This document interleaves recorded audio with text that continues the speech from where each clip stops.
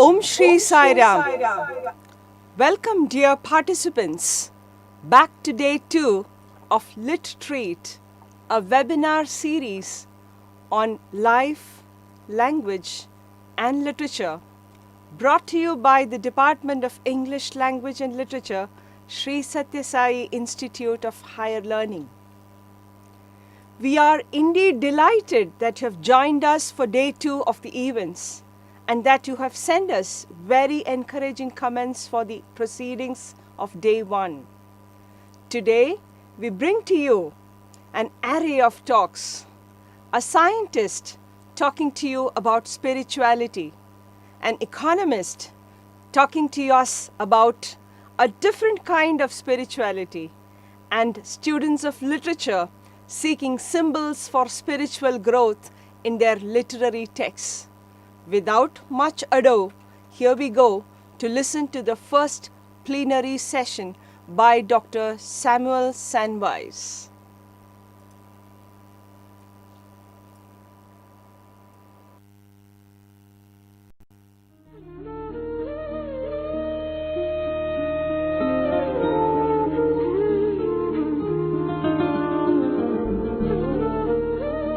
Om Shri Sai Ram, Namaste.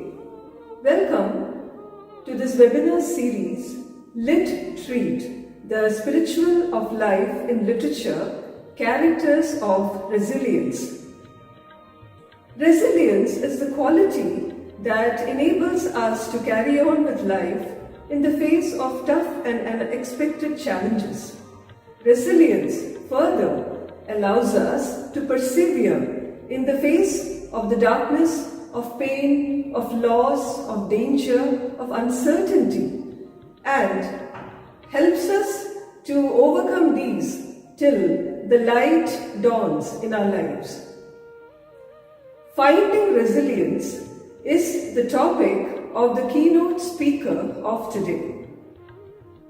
The speaker of today needs no introduction in the Sai world, but as custom demands it, let me list out his professional accomplishments.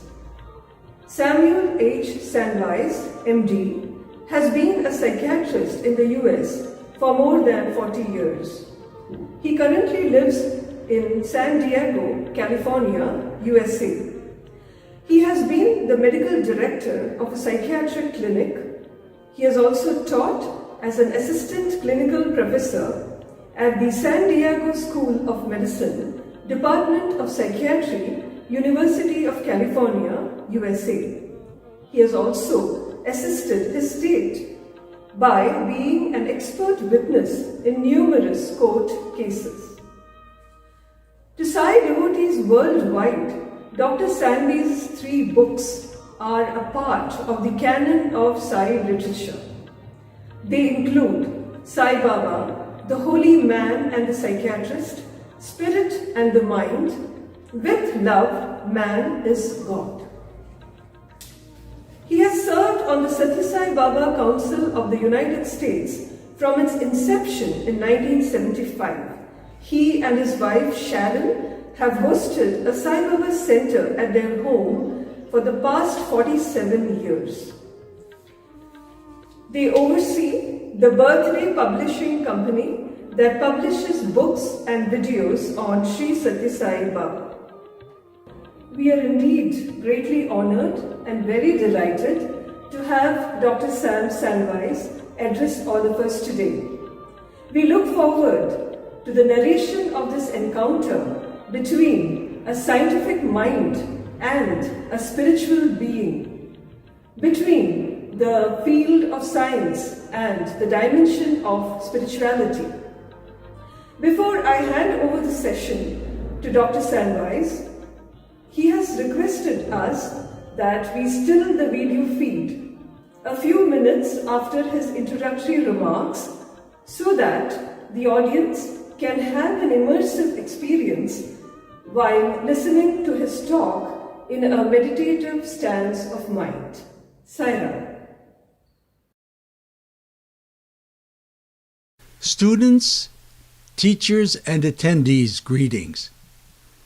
I'm happy for the invitation to speak to you today about the subject, the spirit of life in literature, characters of resilience. The title of my talk being Finding Resilience, and I mean for the focus to be inward, because if we can find our own resilience inside, we're better able to identify and understand resilience outside, such as found in literature. Also, there is the question, does inner resilience have anything to do with spirituality? Does our spiritual path improve resilience? I assert that the spiritual dimension exists and that the spiritual path can improve resilience. A quote from my own spiritual path. In this presentation, I'll draw examples from my own spiritual life, not to convince you of my way, but to encourage your own way of finding spirituality in your life and finding the relationship of spirituality and resilience. The quote, "One filled with love has peace of mind, purity of heart, and is unaffected by adverse conditions, failures, and losses. This power comes from love of the Lord, which brings self-confidence. This self-confidence generates immense inner power." This quote says that love of God is the basis of peace of mind, purity of heart, and being unaffected by adverse conditions, failures, and losses. All aspects of resilience. It says that love of the Lord brings self-confidence. In my tradition, self-confidence means having confidence in a divine inner self, a divine level of consciousness, confidence in the possibility of our own divine reality generates immense inner power. The quote posits the existence of God. Does God exist? My experience. I come from a medical scientific family in which truth was based upon scientific proof that can be measured and for the most part replicated in a lab. Scientific proof is something that can be weighed, measured, dissected, compared, contrasted. It resides in the realm of the senses. But the spiritual dimension lies outside of the senses. For instance, love cannot be weighed and measured. We must tell spiritual truth by our own capacity to discern truth from non-truth. Science is suspect of this kind of subject beyond the senses because it's prone to be influenced by superstition, wishful thinking, and unusual mystical type thinking. To protect itself, science relegates itself to the level of the senses and accepts as truth only what can be measured and for the most part replicated in the laboratory. But even as a young man, I was interested in stories of mystics, saints, sages from different traditions, such as Zen swordsmen who had a special knowingness. In this higher state of consciousness, one entered a level of creativity, intuition, and unity that could even be unaffected by failures and losses.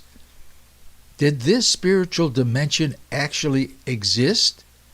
Was there evidence, proof, evidence that the spiritual dimension is real and God exists?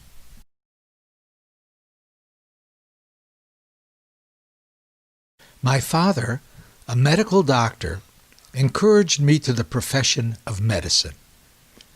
I was interested in psychiatry, thinking that I would learn about ultimate happiness and higher consciousness that I had read about in spiritual texts. But after being in the field of psychiatry for 9 years, I found that spiritual questions were not addressed, such as, where did I come from? What is the purpose of life? How to find ultimate happiness? Is there higher consciousness? Does God exist? I began asking people, have you ever seen a miracle? Concrete, measurable proof of the existence of a spiritual dimension. Where was the evidence for a scientific person? I asked a well-known yoga teacher who showed me photos covered with supposedly materialized spiritual ash called vibhuti, materialized from a spiritual teacher, Satya Sai Baba, in India, 12,000 miles away. Other stable and successful people who I talked to confirmed that Sai Baba could materialize matter and turn people Godward. This I must see, and I joined the yoga teacher to India within 3 months. On the way, I heard from devotees that Sai Baba was calling me to India, not me making the decision. I considered this thinking to be strange and even pathological, but these people seemed well-meaning, and I continued on. When I arrived in Bombay, now called Mumbai, I heard that Sai Baba would be appearing at a large stadium holding about 50,000 people, coming just to be in his presence. This I had to see. Prior to the event, I was invited for lunch and a rest at the home of a devotee in the outskirts of Mumbai, a city of some 17 million. When I left the apartment for the stadium, I saw a car approaching and out stepped Sai Baba, who went into the very same apartment building that I just left.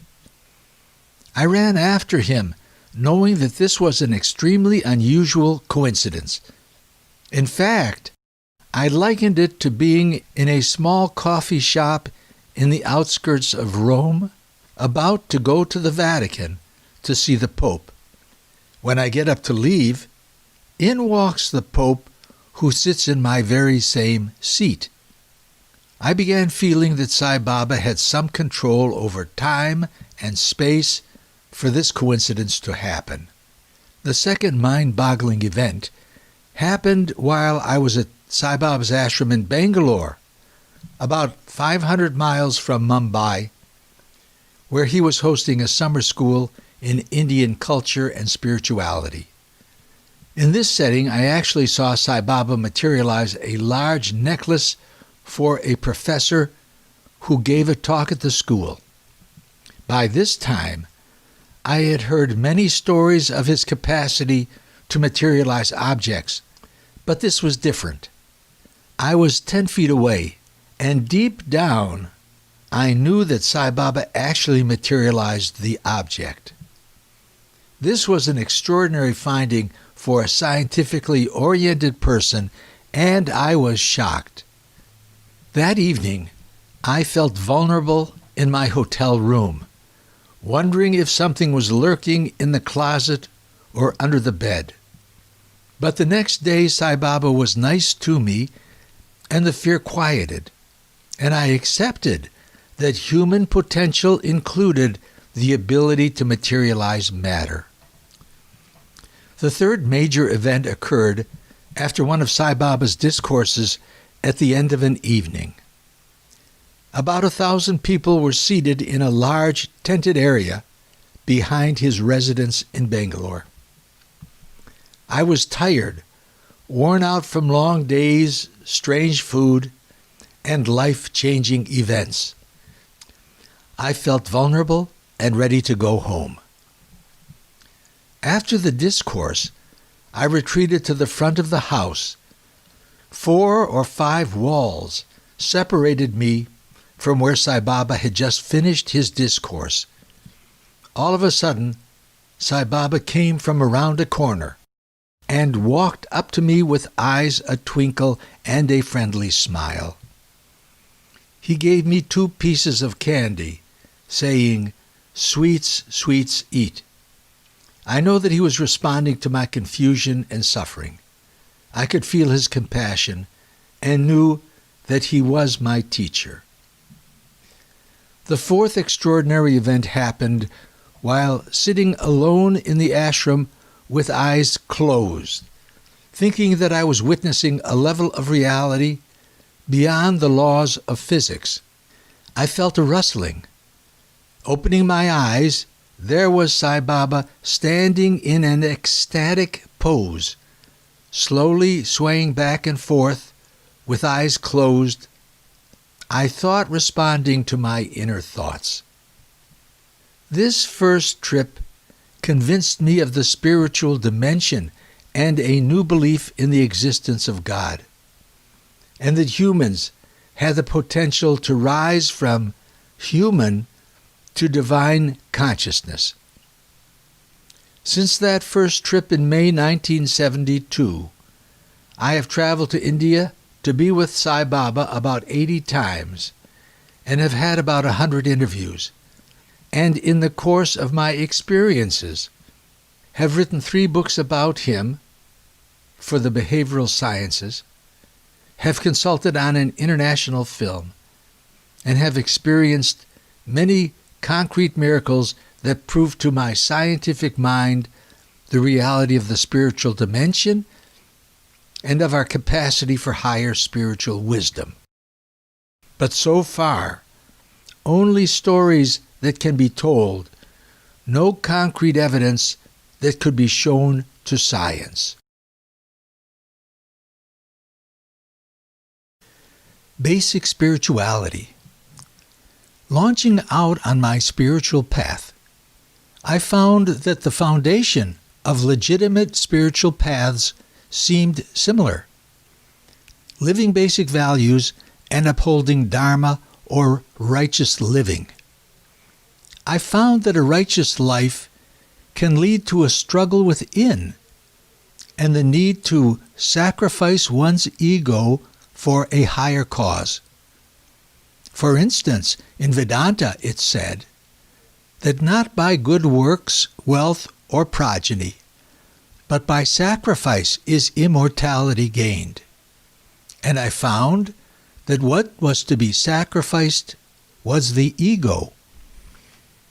Again, leading a balanced, caring life, following values, but not obsessively or out of fear of punishment or being judged, but caring for one's environment and one's fellow being could eventually threaten the ego. Take, for example, Arjuna in his relationship with Krishna just before the Mahabharata war, when Arjuna had a conversation with Krishna in the middle of the battlefield. Arjuna was despondent and threw down his bow, not wanting to fight and kill teachers and relatives on the other side. Although Arjuna was a pure soul and led a righteous life, his understanding of dharma, right living, could not help him fight teachers and relatives. Then came Krishna's teaching to Arjuna and to us, the Bhagavad Gita, that strengthens our relationship with God and our need to counter non-truth. Detaching from the ego purifies the heart, revealing compassion and love, a meaningful life, and resilience to fight the good fight. Here is how I experienced the need for forbearance, resilience, and giving up ego in my spiritual life as I reached for the path to higher consciousness.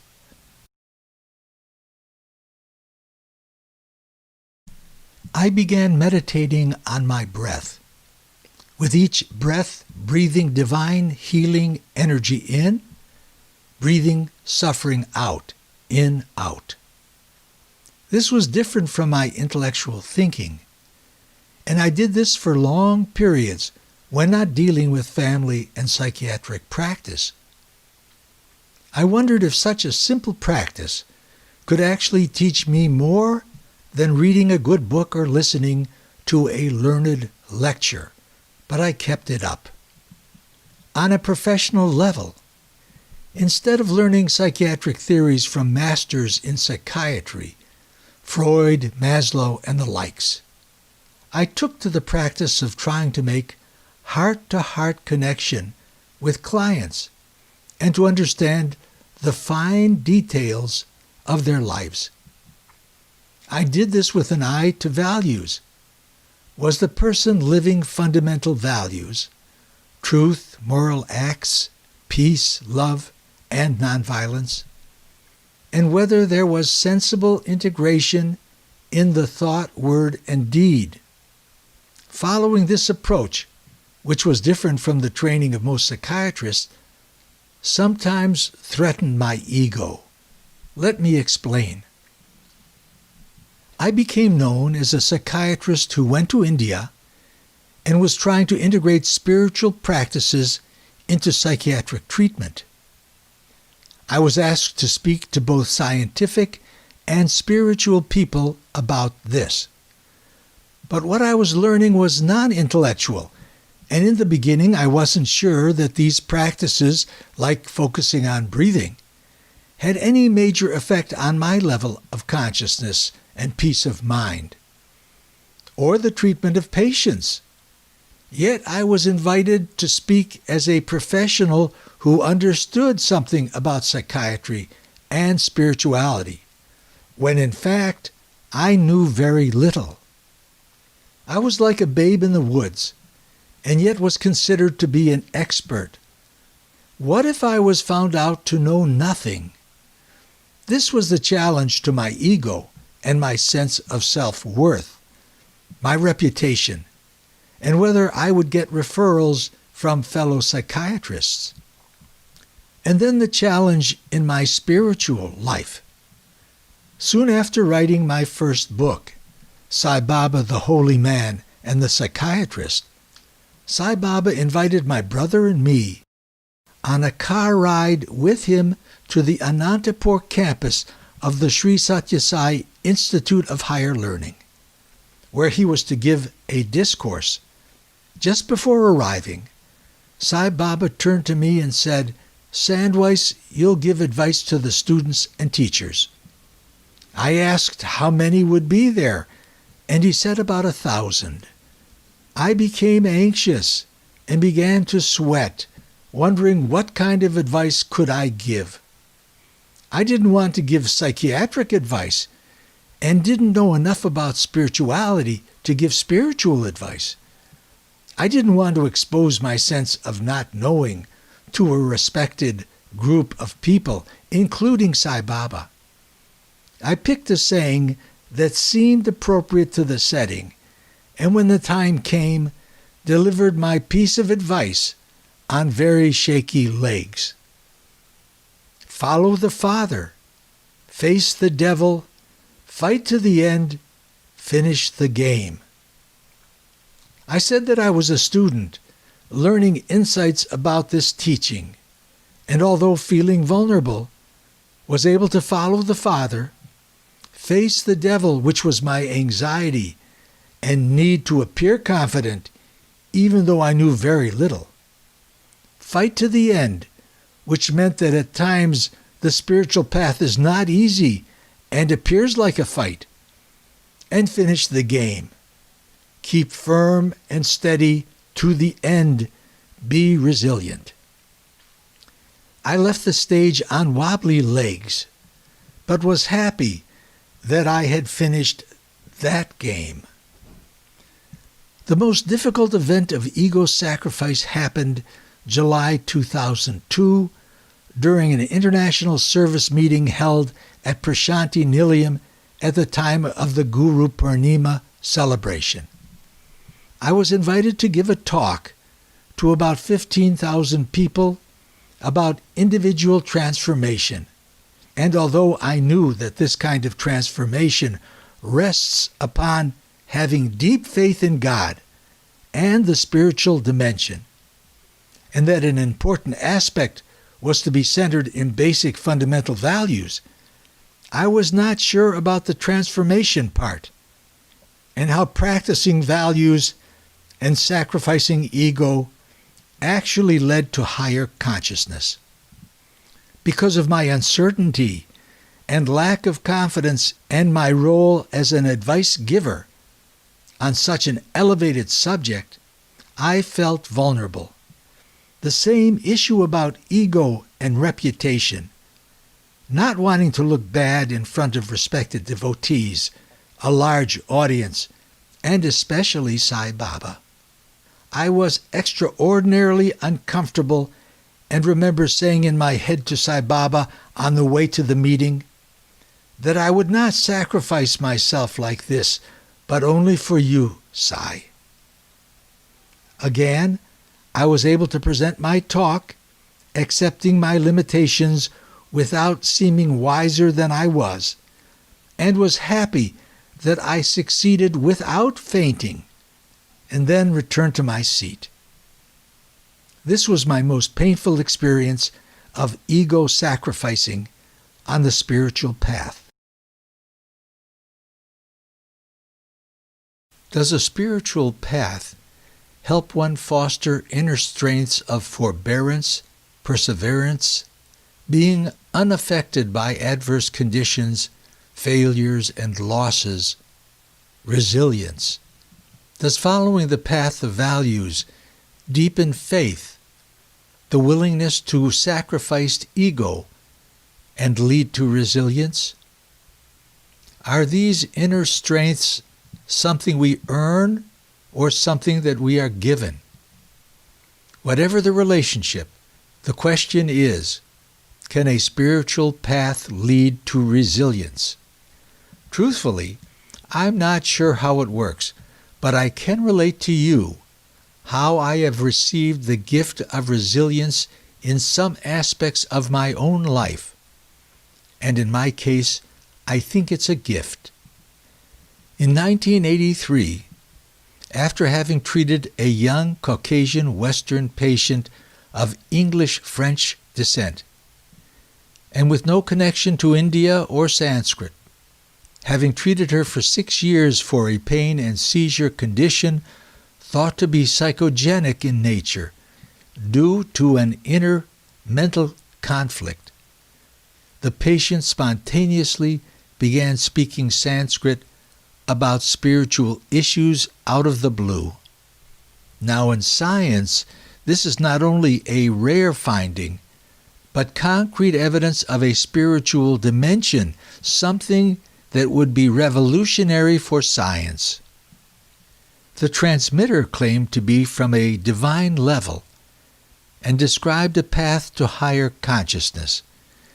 This incident occurred over a period of 2 months in which the patient received 14 well-formed messages of an Advaitic or non-dualistic nature.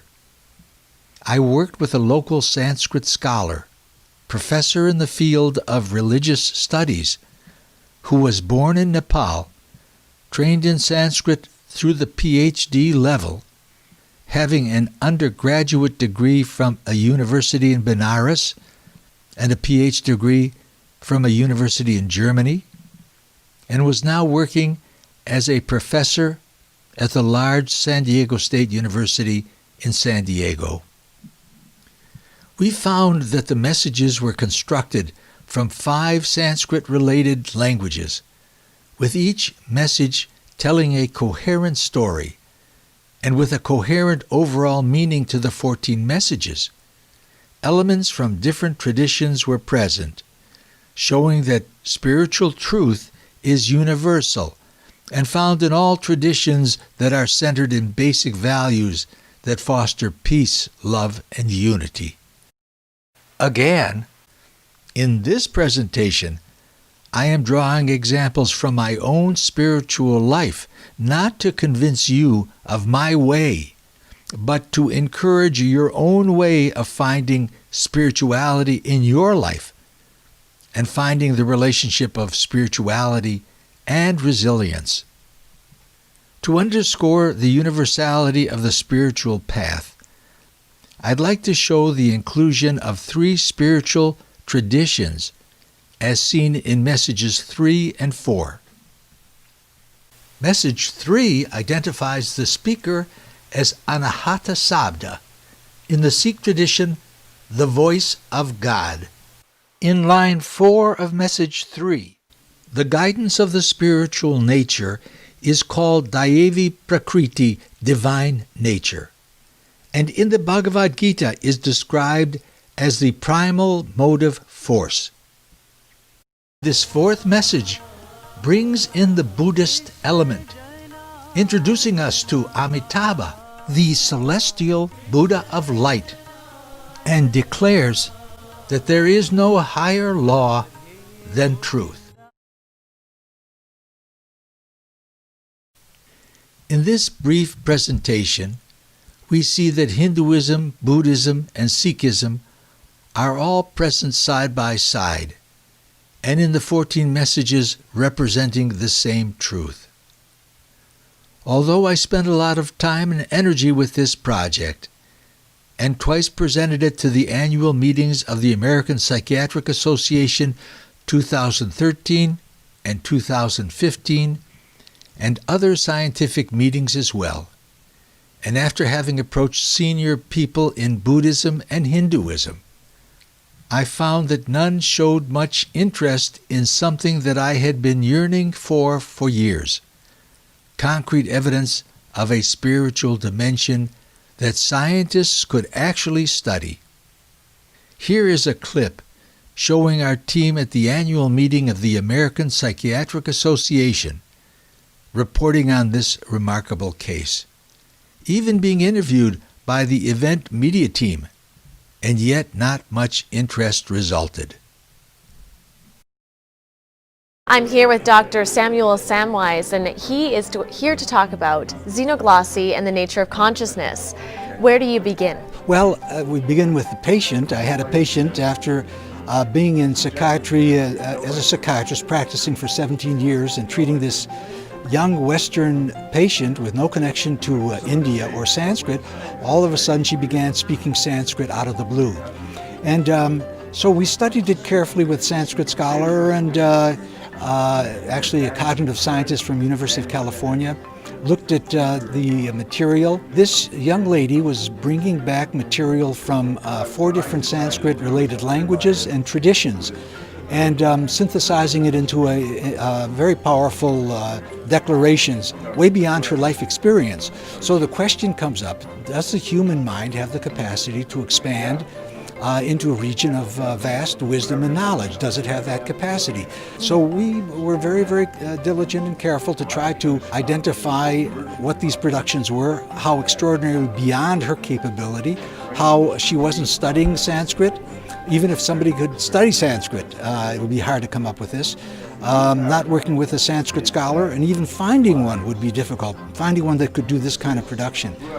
So we did our best at showing that there was no connection and that this was an actual event of expanded awareness beyond one's life experience. But we're not trying to prove the reality of her statements. We're just trying to prove that she couldn't do this, that she's actually speaking languages that are so foreign and such abstract, deep kinds of concepts. She wouldn't know the language or the concepts. And that's a huge thing, to think that the human mind is capable of expanding into a realm beyond one's life experience and into this region of vast knowledge and vast wisdom. Yet I pushed on, and with forbearance and resilience, and without knowing much about digital technology, I created a Facebook page that now has over 110,000 followers, and also developed a blog, and have created 98 videos about this extraordinary case, and have placed many on my digital platform where there is some interest. So, since retiring from an active and successful psychiatric practice of over 40 years, in March 2006, I have had an interesting and active retirement and can focus attention on digital publishing of material that has special meaning for me. By way of digital publishing, I can tell a story that fascinates me and will be significant for science. And so in my case, there has been a relationship between my spiritual path and resilience. One last important point. This is a time of great upheaval and fear, in which there is worldwide chaos and strife, a struggle between truth and non-truth, fear of the coronavirus and global warming. Much seems to be caused by selfishness, greed, anger. We know from the behavioral sciences and the findings of cognitive behavioral therapy that the power of thought has great effect on the mind and can quiet fear. Changing the thought pattern changes the mind. But even deeper than the mind, belief and faith in higher consciousness, a divine being or divine formlessness, love, gives even deeper protection and resilience. Spiritual teachings say that deepening our faith and relationship to deity gives profound inner power and resilience that protects us from times of upheaval. The messages that I received recognize our struggle and say that we are transitioning to a new age based upon truth, and that the only power we have to counter the current upheaval is absolute devotion to God and goodness. They say that the outer world is a projection of our inner wisdom, and if we hold to truth, to God and goodness, we will be part of a new world order where there is greater equality, fair distribution of the earth's bounty, and unity and peace. From a spiritual point of view, this is the time when our discernment about truth versus non-truth is being purified. And I think that writers have a role to support unity, peace, and love, and be ready for the possibility of ego sacrifice as we speak, write truth. It is the time for courage and resilience in a time of upheaval and much suffering in the world. And know that we are protected and will be safe. To review my main points. 1. The spiritual dimension exists, and my experience is that God exists. 2. The path of spirituality and resilience entails seriously practicing basic values, loving God and goodness, and accepting our role of truth bearers in a time of upheaval and chaos. 3. This means the possibility of ego sacrifice, not being affected by adverse conditions. Forbearance and courage are needed.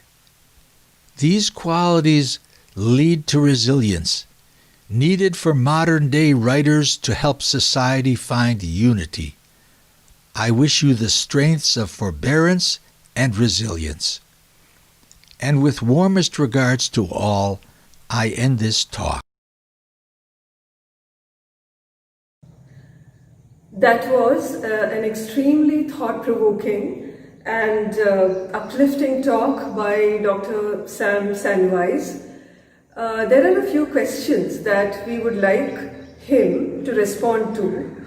And I would read out the questions, and I would like Dr. Sandweiss to respond to each question as I articulate them. The first question is as follows. If someone has not had direct, personal or concrete experience with a self-realized divine master an avatar or an enlightened being, then how does he or she deepen their faith and develop resilience? Also, can you suggest any practices that would help in dealing with ego struggles or doubts on this path? In answering this question, we have to consider three aspects of the self. That is the body, the mind, and the spirit. So in considering what brings peace and steadiness to the body, the first thing that comes to mind is a good diet. From my tradition, it's a vegetarian diet, but a good balanced diet is very important for health. And then not to underestimate the importance of quiet time and relaxation, recreation time. The most important part of leading a good spiritual life is following basic values: truth, right action, peace, love, and nonviolence. And this speaks volumes to your family and to your community. It's a real way of supporting the spiritual dimension. And it brings a sense of steadiness and peace in relationships. It's said that supporting Dharma and protecting Dharma, then Dharma protects you. Then in considering the mind, one of the aspects about the mind is that it's wavering and that it rustles around like leaves in a tree. Sometimes it's considered like a mad monkey. It jumps around so much. So what can steady the rustling around of the mind? Well, for one thing, I've mentioned in my talk, the focusing of the breath. That holds the mind to something that's concrete. In and out, the focusing of the mind. That leads to some steadiness. I know that Sai Baba once would ask, why study? And the answer is to become steady. Steady is a very important part of the mind. It is the prerequisite for good concentration. Another aspect of steadying is meditating on a mantra. Just filling the mind with a mantra, such as Om Namah Shivaya. Focusing on a mantra, entering a group of like-minded people that are interested in singing together, singing the glory of God in whatever tradition you feel most comfortable. Serving together, serving people with the idea that you're actually serving God. Being together, reading stories of God, of spiritual aspirants who overcome all kinds of trials and tribulations in order to reach the goal of higher consciousness. Or to break the cycle, in this tradition that I follow, to break the cycle of life and death. Life, death, life, death. Is there a way to get out of that cycle? To rise above duality into a unity, into a rarefied level where all is one. All opposites exist as one. Reading about mystics and sages and monks who have overcome troubles and tribulations. One of the most important aspects of a spiritual life is understanding that the attachment to the outside world and to our own body and mind, certain kinds of attachments harbor and unleash what's called the 6 enemies. These 6 enemies are lust, anger, pride, greed, envy, jealousy.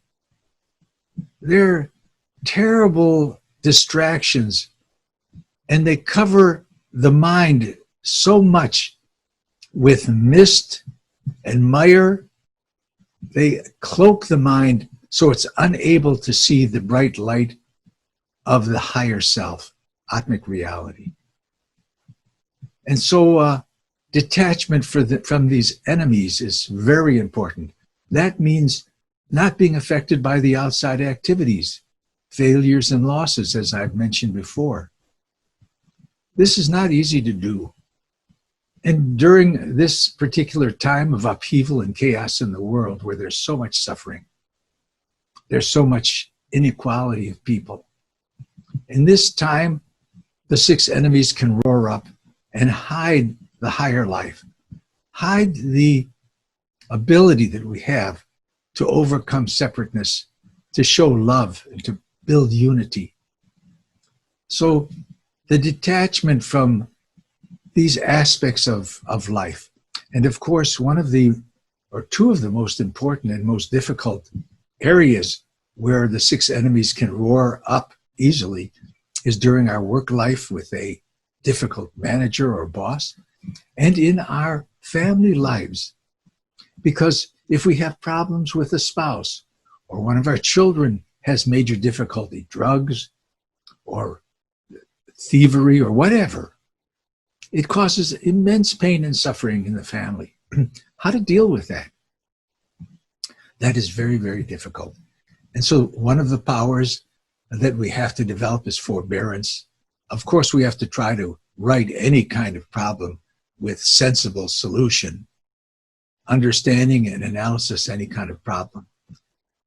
But at the bottom and fundamental to all of this is forbearance, the capacity to go through suffering as balanced as we can and to endure. To go through suffering with the attempt to not allow it to affect us. Now that's a very high power, the ability to be unaffected by outside activities, failures, and losses. We can pray to God for such a power, but that's one of the main powers. So detachment, being unaffected, forbearance, staying the course. And of course, if we have major problems that we can't solve, we should look for people that can help us solve them. Might be a medical problem, might be a psychiatric problem. Be open to accepting help, to be able to talk and bring the conflict out in the open, because with awareness to conflict and problems, there comes the possibility of overcoming and transcending them. So that's a very important part. I want to lighten it up a little bit by telling you a joke. And this is a joke about Buddha. Why did Buddha have such a difficult time and take so long in cleaning his sofa? And the answer is because he had no attachments. Kind of funny, but the idea is not to be attached, to try not to be attached. I believe that the power of not being attached is something given. It's a gift from higher dimension. Now, although the forbearance may be for quite a while, and here let me tell a little story. I had a patient, a young athletic man, swimmer, who had a terrible car accident and became paraplegic. He couldn't walk and had a lot of pain. And this had to last his entire life, from being a teenager to his final death. How did he handle so much pain and suffering and loss of ability? Well, a great part of it was having faith, deep, deep faith that the spiritual dimension existed, having had many experiences of just that. That was able to bring him through. The power of developing faith and having love for a higher dimension, for a divine figure, can't be overstated. That's like pure nectar from the gods. It's better than medicine. Having this faith and deepening level of love for divinity is so, so important. And so even though it may be difficult during this difficult age, coronavirus, global warming may be difficult, we can have faith that divinity exists and is protecting us no matter what. I remember our own teacher, Sai Baba, telling us, troubles are everywhere. Troubles can be good for you because they help you transcend trouble and find a higher reality. So even though we're going to be meeting with and being strong against whatever troubles and tribulations do exist, we have to understand that I deeply believe that we're going through a transition period to a new age of peace and truth. Extraordinary. And though it looks difficult because those in power and with wealth don't like to give up power and wealth. They do not like to give it up, and they hold on, and they may cheat, and they may be underhanded, undermined everything. We must have forbearance and counter and fight the good fight and fight for truth and peace and love to be part of this new transition into a new age. I believe that that's where we're going. And so in sum, take care of the body, good diet, exercise, good recreation, good relaxation, good quieting, steady the mind, detach from the ups and downs of life and the 6 enemies of the mind, have deepening faith, develop the power of forbearance, know that we're transitioning into something great. Let's all watch it as it unfolds. Have deep faith that divinity is going to show him herself in greater and greater strength and power. And it's the nature of divinity to do this, to bring us through the upheaval, to protect us and bring us to a happy, happy life. I pray that all peoples in all the worlds are happy. Thank you, Dr. Sandweiss, for clarifying that question. I now come to the second one. You have mentioned in your talk that we are in a time of transition to a new world order of truth and peace. Can you share with us what convinces you that this is actually happening? That we are in fact moving into a new world order amidst all the wars, the conflicts and the pandemic that is all around us? In answer to the question, why am I so certain that we're moving into a new age? One where there's truth and peace. Why? Because in the outside world, we see a tremendous amount of chaos and disruption. There's the coronavirus, global warming, unjust distribution of wealth and possession, tremendous amount of suffering and pain. And we see people fighting against each other. So much division. So why do we feel, or why do I feel, that we're really moving into a new age? Well, for one, we can take a negative view, and if you look at the news, we probably will. But is there a silver lining? Does an old order have to be disrupted in some way for a new one to grow from it? Does a new birth come out of ash, the destruction of an old system? That is known and has been described many times. But in this situation, is there any evidence that out of this chaos, young souls are being born and are filled with inspiration to do something about good, to stand up and protect Dharma? Is that the case? And I think that it is. I see so many people being rallied because of the darkness. And sometimes it takes great darkness in order for people to see and yearn for the light. I see it in the development of a beautiful conference like this one. And I have gratitude for the organizers and for people who have been drawn to such a conference where we're looking for the factors that help us create resilience, forbearance in ourselves. Why? to stand up for Dharma and to stand up for justice, to counter the darkness that has surrounded us. So that's one element. Another one is that in the tradition of following Satya Sai and listening to his discourses, he has told us many times that the foundation for the new age has been already set. And that if you look at a ceiling fan rotating, that you turn off the current and it takes some time for the blades actually to stop. That we're in a situation like that.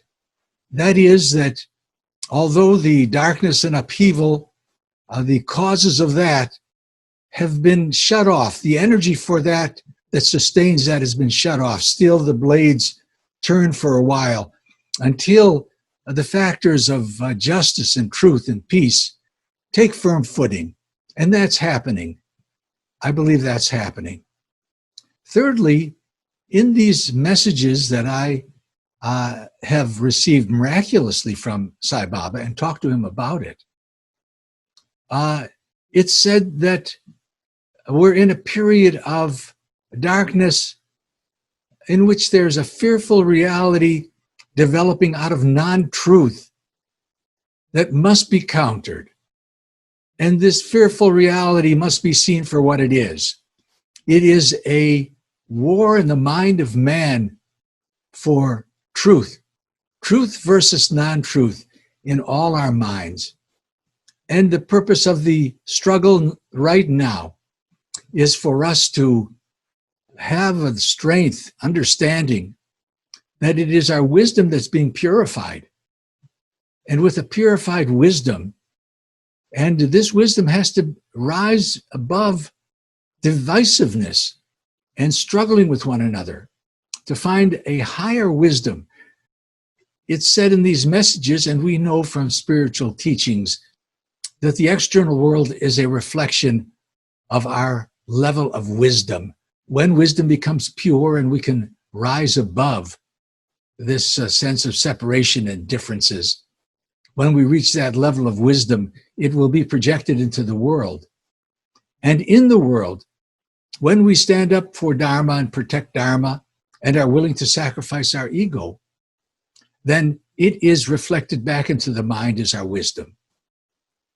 Wisdom internally and the external expression in the outer world, they're linked.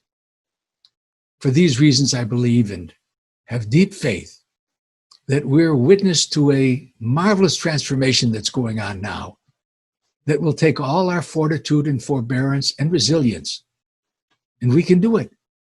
There are plenty of us here that are energized by understanding, a deeper understanding of what's actually happening and the willingness to stand up for goodness. I pray for the strength of all of us to have this wisdom and this strength. Thank you, Dr. Sandweiss, for clarifying that question for us. I now come to the third one, and that is a question related to faith. What makes you believe and gives you the hope that we are all safe and protected during these times of transition to a new world order? Well, I'd like to answer this question about being positive and leave this conference on a positive note also. And to reinforce my feeling, my strong experience that the spiritual path is real and that following the spiritual path has a lot to do with the development of resilience and forbearance and perseverance and the ability to face the ups and downs and divisiveness of our current age. Just this conference gives me confidence that there are so many people who have an interest in the subject of spirituality and resilience. Just this conference is a clear sign that people are struggling and trying to learn and understand the relationship of spirituality and resilience and how to deepen one's spiritual life.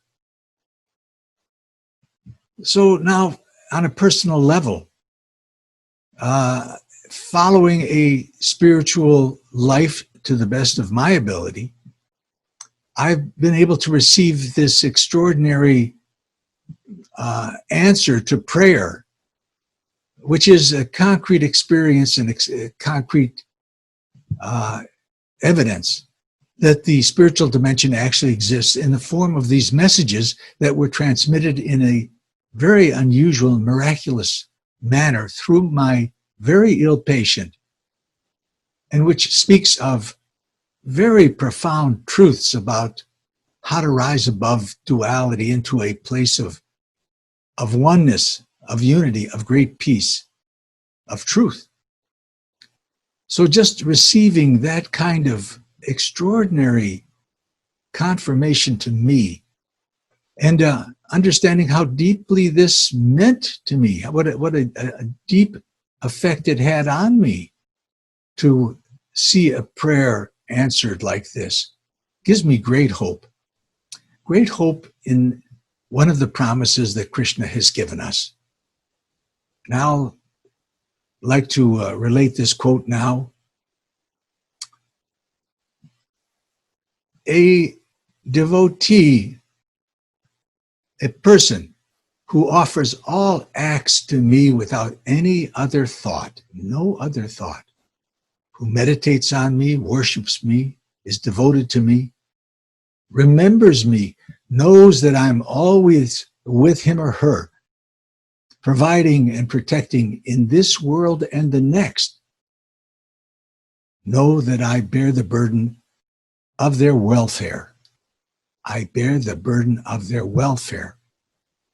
This extraordinary promise, and in a time of upheaval and divisiveness and darkness and fear, it's very important for us to gain the faith that following a spiritual path, which takes forbearance and takes perseverance and takes deepening faith and love of the higher dimension of the Lord, in whatever form or formless, following this path and being willing to face the possibility of ego disruption, pain and suffering, with a deep and deepening feeling of faith, experience of faith, as we go through this, and having confirmation that all of this reality actually exists, understanding that it exists. I pray that all of us, with this kind of interest and this inspiration to follow a good path, all of us develop these qualities of great resilience, forbearance, perseverance, love for the moral life, and that we step out and act. And when we do, we purify wisdom, and this wisdom takes the form of the external world. I pray that we all take part in this marvelous transformation, that we have deepening faith of its reality. I thank all of you for being so attentive. I have deep gratitude for the organizers of this conference. And with this, I end the question and answer session and pray that all of us in all the worlds find happiness and peace. Thank you. Thank you, Dr. Sandweiss, for enlightening us on these different topics and clarifying our doubts.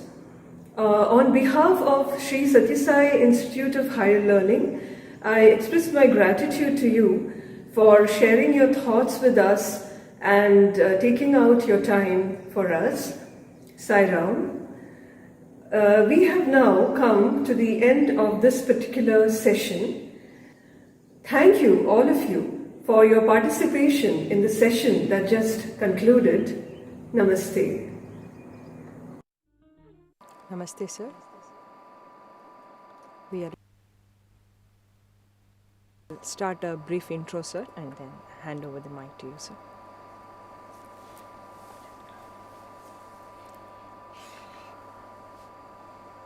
Dear participants, I now have the privilege of introducing to you one of the most important talks that we have been waiting for in this webinar. A chartered accountant by profession, a writer of political and social satires and commentaries by choice, the editor of the Tughlaq, a Tamil weekly news magazine by destiny. This is how the speaker of today, Sri Swaminathan Gurumurthy, introduces himself in his Twitter handle. Sri Gurumurthy needs no introduction to the Indian intelligentsia. However, there are many hats that he dons, and for the benefit of this audience, allow me the freedom for a quick and a brief introduction. Is he an economist? Yes, he is, and precisely why he is the director of the RBI, the Reserve Bank of India. Is he into finance? Yes, he is a practicing chartered accountant. Is he a professional journalist? Yes, who has done very interesting investigative journalism reports for the nation. Is he into politics? No, not electoral politics, because of the benign advice of his spiritual master, the Paramacharya of Kanchi. Could he have been in politics? Very well, yes. With 300,000 followers on Twitter, with India Today in its 2017 list mentioning him as the 30th of the 50 strong influential people in India, he could have easily made it into politics. But there is a very interesting story when we talk about his political connect. The 2014 elections in India, we know, did much to change the course of Indian history itself. And there was an amusing interplay with his namesake. And I am particularly pointing out this because the Hindu came out with an article whose title largely interested me. It said, "Baffled by the unexpected spotlight."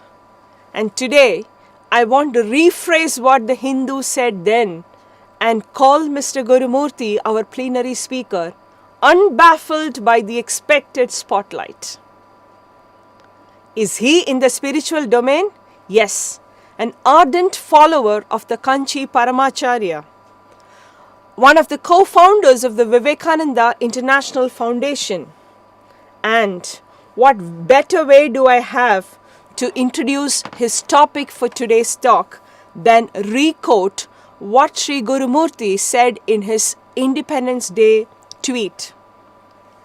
I read, "Let us remember Vande Mataram of Bankim Chandra, Ramarajya of Gandhi, Hindu nationalism of Vivekananda, and the Sanatana Dharma of Aurobindo, which drove the freedom movement and millions of martyrs who gave from something to everything for us and got nothing for themselves. Steeped in such a rich spiritual and cultural tradition, it is but natural that Sri S Gurumurthy has chosen to speak in this webinar on the topic Spiritual Nationalism according to Indian sages. My immense pleasure to invite Sri Gurumurthy sir to begin his talk.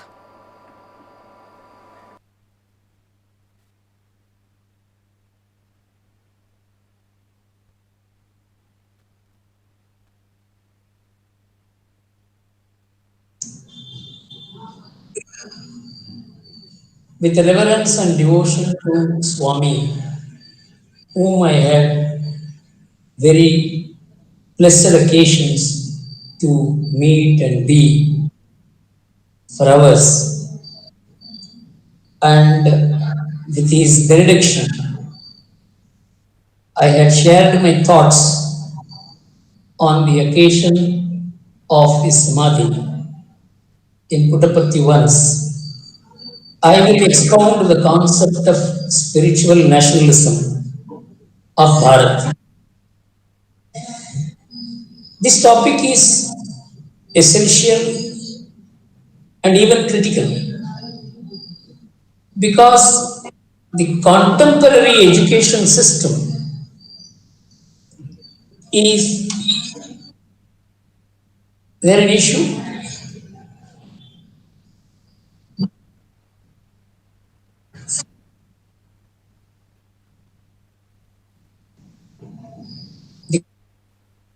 The contemporary education system,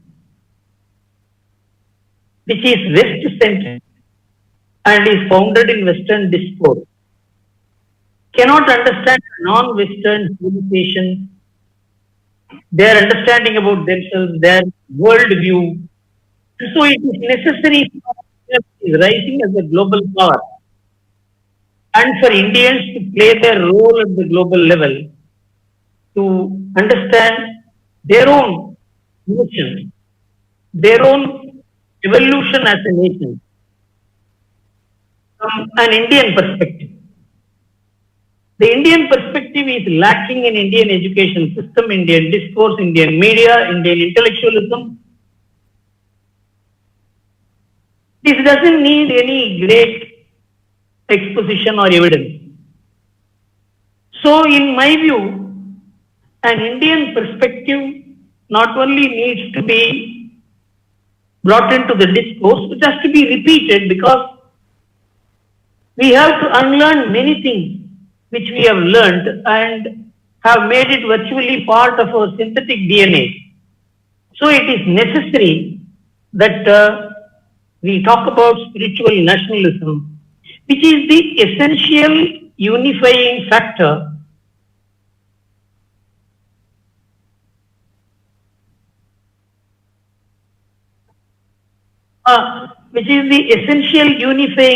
of India. Spiritual means sacred. The most important thing about spiritualism is there is nothing called spiritualism unless there is sacredness. Spiritualism is the outcome of sacredness. So sacredness is the mother of human civilization. It should not be exclusive. An inclusive sacredness is what is spiritualism. You see, in ancient times, Bharat was known as Bharatavarsha. Many people have forgotten this because our discourse doesn't bring it out. And the idea of nation is in the Rig Veda. Actually, the word Rashtra is used in the Rig Veda to distinguish from the people. That is, people and Rashtra are aligned but still different. In Krishna Yajurveda, it goes a step further. There is a clear distinction between Janaha, Rajyam and Rashtram. And in fact, I am going to translate Krishna Yajurveda, Brahmanam Aranyaka, Anuvagam 183. It says, the people should align themselves with the nation, Rashtra. If there is a conflict or non-alignment between the people and the nation, the interest of the nation prevails over that of the people. Because the collectivity of people, linking them to their forefathers, linking them to their past, to make them understand the present and to way to move forward, is nation. People are present. Nation links them to their past and roots them in the present and makes them look at the future. So that is the difference between nation and people. This is very clearly brought out in Krishna Yajurveda. You must understand this all in millennium common era. Now, you come to the Indus Valley to contemporary India. Indus Valley was supposed to be pre-Vedic. Because the Saraswati river, which was mentioned in the Indus Valley, was supposed to be non-existent today. And so the Indus Valley civilization, which was a phenomenon which was based on Saraswati, and Saraswati being a mythic river, there is no difference. There is a wide divergence between Vedas, which spoke about Saraswati civilization, and Indus Valley, and so the Saraswati river was considered to be mythic. But Airavatam Mahadevan, who is one of the greatest exponents of Indus Valley civilization, in his final work identified that there is confluence between Vedic civilization and Indus Valley, and this has been endorsed by the discovery of Saraswati through satellite imagery. They found that Saraswati river existed and even now it is flowing underneath. But because of tectonic shift, the Saraswati river got divided into two, and a part of it went into Yamuna and Ganga, and another part of it went into Indus, and that is how Saraswati as an explicit river disappeared, has been almost established by the satellite imagery, and Airavatam Mahadevan's finding that there is confluence between Vedic verses and Indus Valley seal shows that there was confluence between the two. And this makes it clear that our civilization dates itself back to Indus Valley and continues even today. And D.D. Kosambi, who investigated the Indus Valley civilization and the Great Bath, related the Great Bath in Indus Valley to Kumbh Mela. And Kumbh Mela originated in Indus Valley is one of the most important findings of Kosambi. Both of them come to the conclusion that this Aryan invasion theory is completely false. The Aryan migration theory has lost its validity. And there is a link between Indus Valley civilization and us.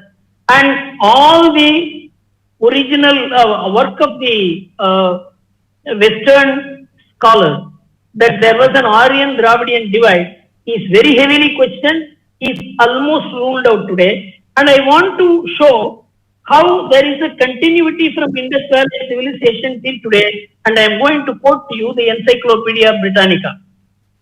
While the Indus civilization may be regarded, words are important, the culmination of a long process indigenous to Indus Valley, very important. It is an autogenous indigenous growth. Number of parallels exist between Indus Valley and the rise of Mesopotamia. But the fact is, Indus Valley is an indigenous growth. It is striking to compare Indus Valley with the better known and more fully documented region, and says, yet nearly all earlier writers have sensed the Indianness of the civilization, and even when they were largely unable to articulate it. The historian Golden Child wrote that India confronts Egyptian and Babylonia by the third millennium with a thoroughly individual, independent civilization of her own, technically the peer of the rest, and plainly it is deeply rooted in the Indian soil. The Indus civilization represents a very perfect adjustment of human life to a specific environment, and it has ensured, and it is already specifically Indian and forms the basis of the modern Indian culture. This is very important because the entire scholarship promoted in the last 100 years is to cut off Indus civilization from India. And now, how Child goes on to establish and demolish this theory. The force of Child's words can be appreciated even without an examination of the Indus Valley script found on the seal. The attention paid to domestic bathroom, the drain, the great bath at Mohenjo-daro can all be compared to the elements in later Indian civilization, which is manifest in the Kumbh Mela. The bullock carts with the framed canopy, called ikkas. The boats are a little changed to this day. The absence of pins and love of bangles and of elaborate nose ornaments are peculiarly South Asian. The religion of the Indus is also replaced with suggestions traits known later in India. The significance of the bull, the tiger, the elephant, the composite animals, the seated yogi, god of the seals, the tree spirit, and the objects resembling Shiva, Shivalinga, all these are suggestive of the enduring form in the later Indian civilization. This is a very, very important perspective which is lacking in our education, that there is a continuity from Indus Valley days till today.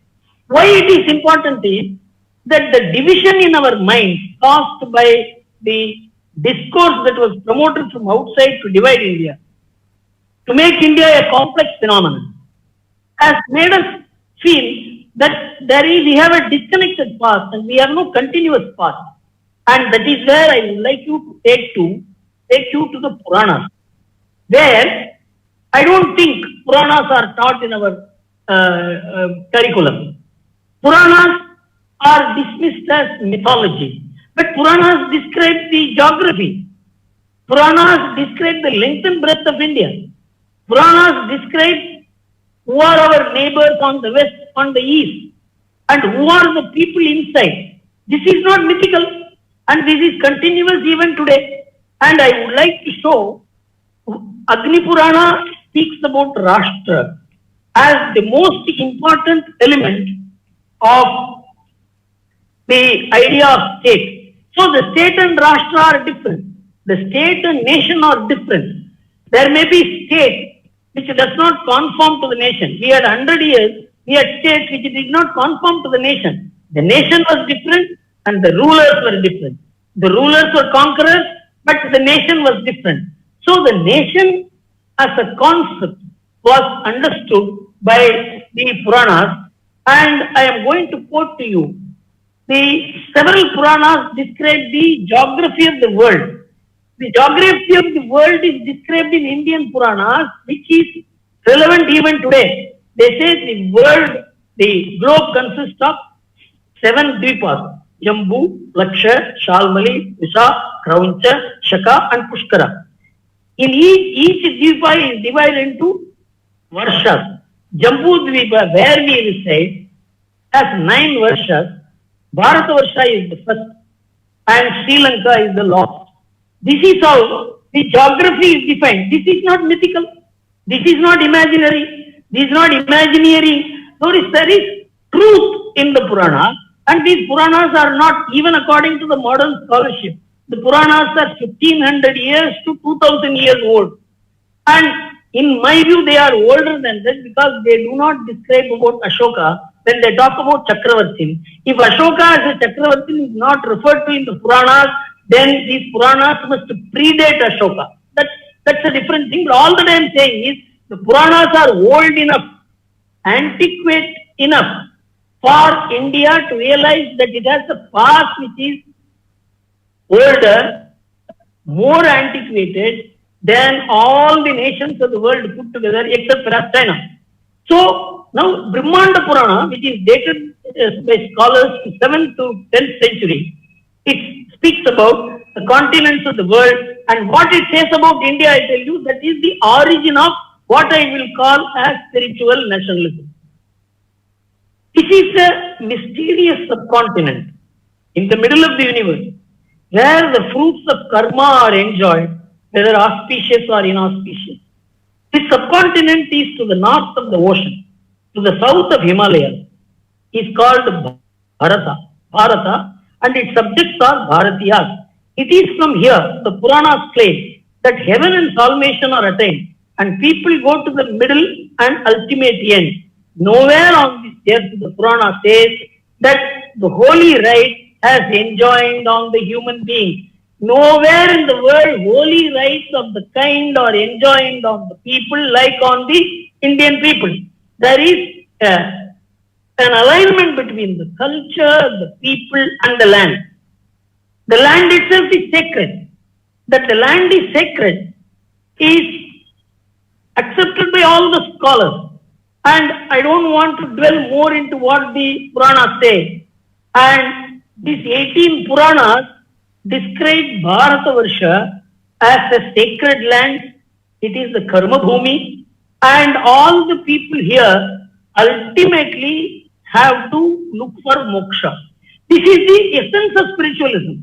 Spiritualism is something which is lived on this earth for a higher purpose, which is meant for liberation.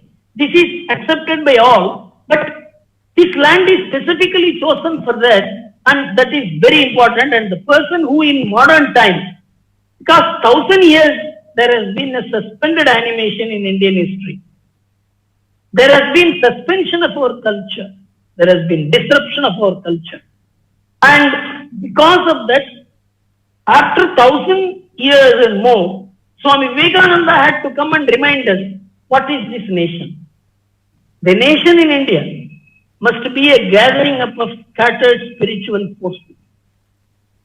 A nation in India must be a union of those whose hearts beat to the same spiritual tune. This is Swami Vivekananda. This nation cannot be divided up or different from or distinguished from or separated from spiritualism. Spiritualism is the heartbeat of India. This is the proclamation of Swami Vivekananda. And he didn't do it only in regard to the nation. He related it to the territory. Formerly I thought every Hindu thinks that this is the karma bhumi. Today I stand here and say with the conviction of truth that if there is any land on this world that can lay claim to be blessed Punya Bhumi, to be the land to which all the souls on this earth must come and account for karma, the land to which every soul wending its way to Godward must come to attain its lost home, the land where humanity has attained the highest towards gentleness, towards generosity, towards purity, towards calmness, above all, the land of introspection and spirituality, it is India. You know, all this we had, we still have the potentiality to realize all this. We have been mesmerized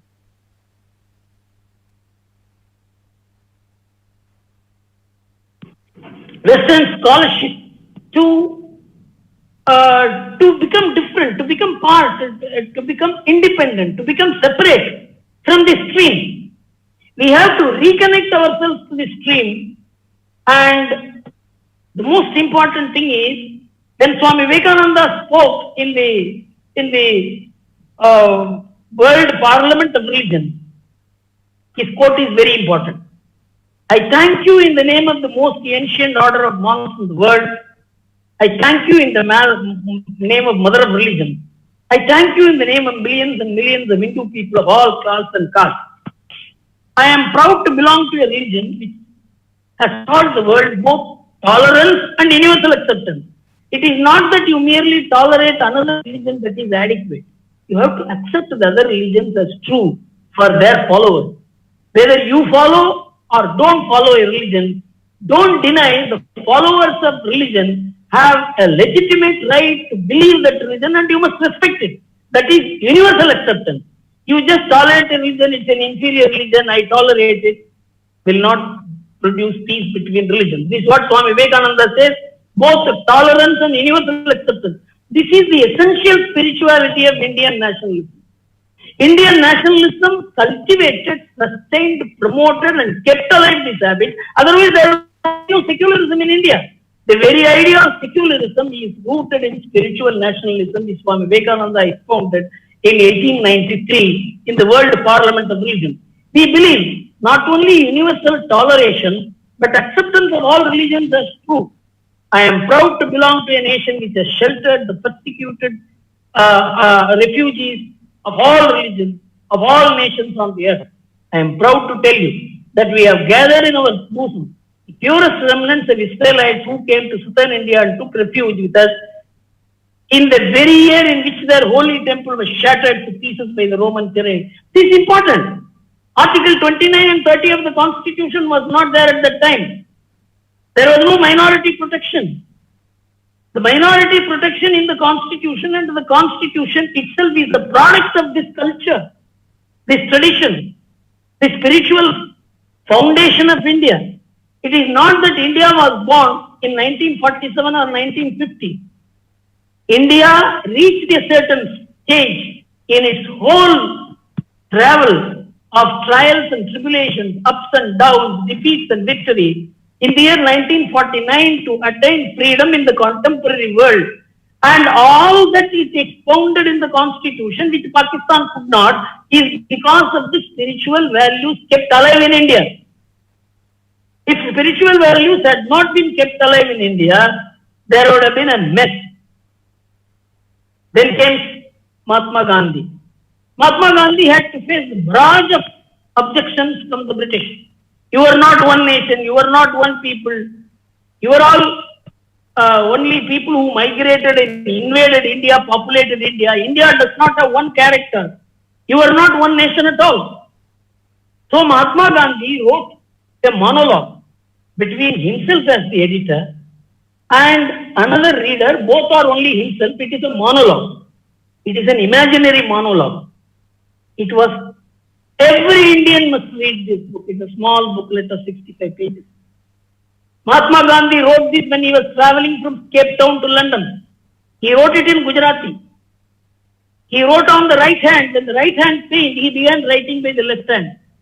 He wrote as a possessed man. He wrote something from within.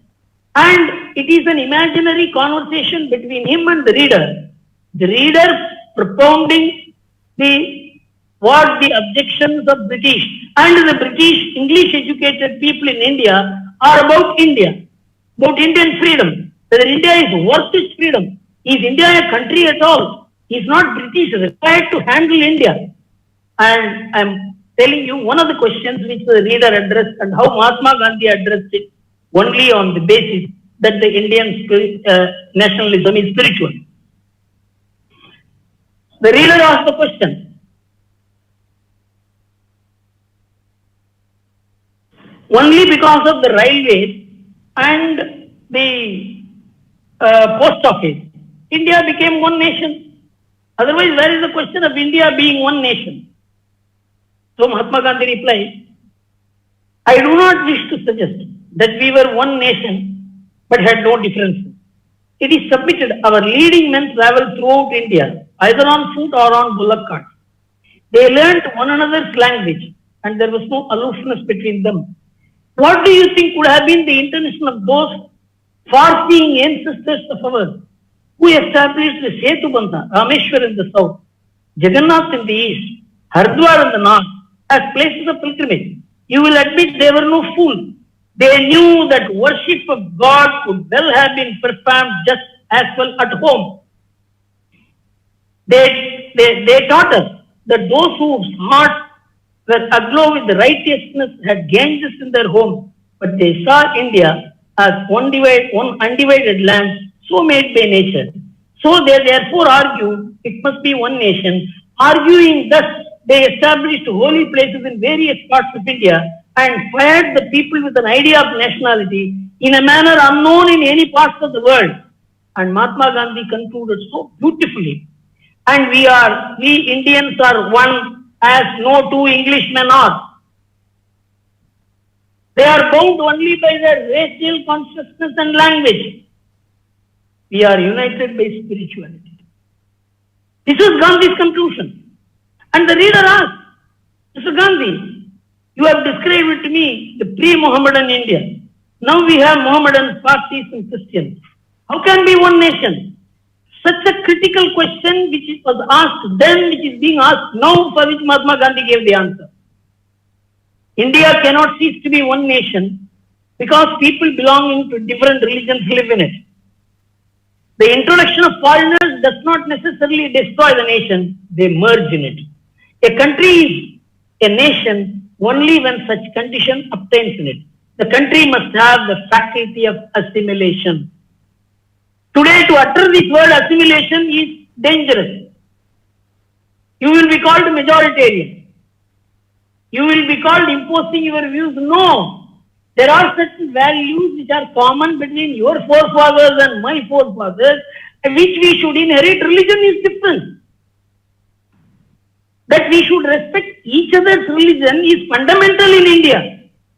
That's why Swami Vivekananda said, he quoted these words, Akashat patitam toyam yada gacchati sagaram sarvadeva namaskara kesvam prati gacchati. He said it in 1893 in the World Parliament of Religions and said, just as the raindrops collect into streams and rivers and go into oceans, all ways of worship leads to the same God. I don't think any other civilization could have conceived of a formula which is broader than this, more accurate than this, more modern than this to bring about unity among religions. And so he said that there are as many religions. In India, there are as many religions as there are individuals. There are Ishta Devatas, there are Grama Devatas. And we had 33 crore gods at one point of time. The number of gods were more than the number of Hindus. We had so many gods to be distributed. Anybody could choose any number of gods. We never fought over one god, as Swami Vivekananda said, whether your god is superior or my god is superior, let us decide by a boxing match. Was not our way. We accepted all the gods. That it is only ways of worship which believes that there is one God that has created complications in the world, and we accepted all the gods, and that is the root of Indian spirituality. That's peculiar to this country, practiced in this country by the lost man. So, this Mahatma Gandhi reminded why it had to be done, because the entire Western discourse started. Most people do not know that the idea of nation state in the West evolved only in the 19th century. Erich Hobsbawm, who wrote Nations and Nationalism, 1780, in the year 1990, he wrote a book saying in the West there was no sense of nation state or nationalism till the 19th century. And their idea of nation and nation state was to have military power to conquer others. In that sense, we never had nationalism. We never had a nation state which would conquer others. We at best had a nation state which would defend us. And even then there were war rules that you cannot wage a war simply because you had an army. You have to conduct a yajna, Ashwamedha yajna. If others come and attend your yajna, they have accepted your leadership. And so you need not have to wage a war. Even if you wage a war, if you win the war, you have to give the kingdom back to the defeated person. If he doesn't accept, you have to see whether he has any heir.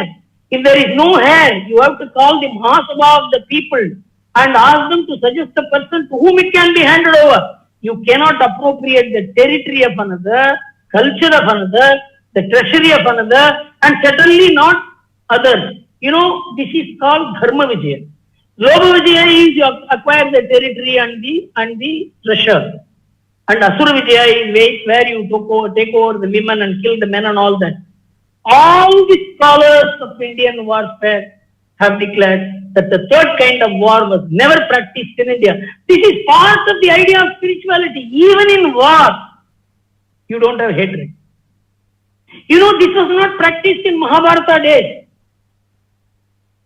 Padmanabha Menon, who wrote the history of Kerala book, he says in the 16th and 17th centuries, when there was war between the Zamori kings and the Portuguese, the Zamori king writes a letter to the Portuguese that, you know, we have a war system where, you know, we don't wage the war where people are, we have it in a huge playground outside. There is pond there is common facilities, you can be in one place, he can be in another place. And we will beat the drum in the morning to say we are ready for war. And if you beat the drum only, we will attack. And if you beat the drum in the evening, we will stop the war. There will be no night war. The Portuguese asked, is the man asking for war or sports? You know, this has been, you know, a civilization is to be judged at the worst time called war. They say in war there is no rule. In war we had rules. The most humanitarian rules. This is also product of the Indian spiritual nationalism. All this, Mahatma Gandhi had to fight. He had no education system, he had no schools, he had no leaders, he had no educated people to expose the view other than himself. Then came Maharishi Aurobindo. Maharishi Aurobindo, in his famous Uttarpara speech, captured what is India, what is the Indian spiritualism. It is almost around the same time. Mahatma Gandhi wrote this Hinswaraj book from which I quoted in the year 1909. And Aurobindo wrote this book around this, gave the speech around the same time and moved to Pondicherry in the year 1909, almost the same time. India is not a piece of earth. She is power. She is Godhead for all nations. Worship of Bharatvarsha. The worship of this land as sacred constitutes Indian spiritual nationalism. It is not in one God. It is not in one book. It is not in one spiritual leader. In fact, all spiritual leaders germinated out of this sacred land. So, Aurobindo said, when I say India shall rise, it means Sanatana Dharma shall rise. When I say India shall be great, it is Sanatana Dharma that will be great. When it is said that India shall expand and extend itself, it is Sanatana Dharma that will expand and extend itself. It is for Dharma and by Dharma that India exists. The word is not finished. It is Sanatana Dharma which is for us nationalism. This is spiritual nationalism at the highest. The Hindu nation was born with Sanatana Dharma. With it, it moves. With it, it grows. When Sanatana Dharma declines, this nation declines. If Sanatana Dharma were capable of perishing, and with Sanatana Dharma it would perish. Sanatana Dharma is the nationalism. This is the message I have to deliver it to you today. This was his speech in Uttarpara. Whether it is Vivekananda, whether it is Mahatma Gandhi, whether it is Aurobindo.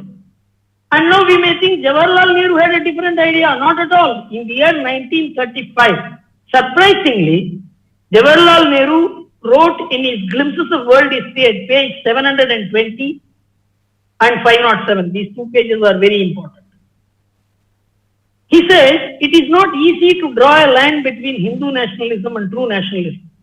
The two overlap as India is the only home for Hindus and they form a majority here. This is completely wrong. Hindus did not actually want to go out of the Bharatavarsha. Is their land which they worshipped. Why will they go to any other land? Even if they went, they would come back. They went as only traders.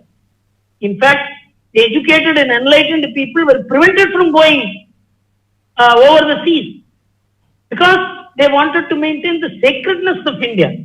Then he says at page 507, it is very important because he directly endorses and accepts Vivekananda's concept of Hindu nationalism. A famous disciple of Vivekananda, Ramakrishna, was Swami Vivekananda, who very eloquently and forcibly preached the gospel of nationalism. This was not in any way anti-Muslim or anti-anyone else. Nonetheless, Vivekananda's nationalism was Hindu nationalism and it had its roots in Hindu religion and culture. The entire misunderstanding came because of the misinterpretation of the word Hindu. Swami puts it beautifully.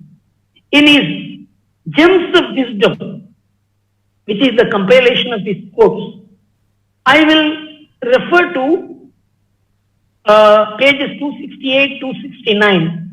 And it goes on for about several pages.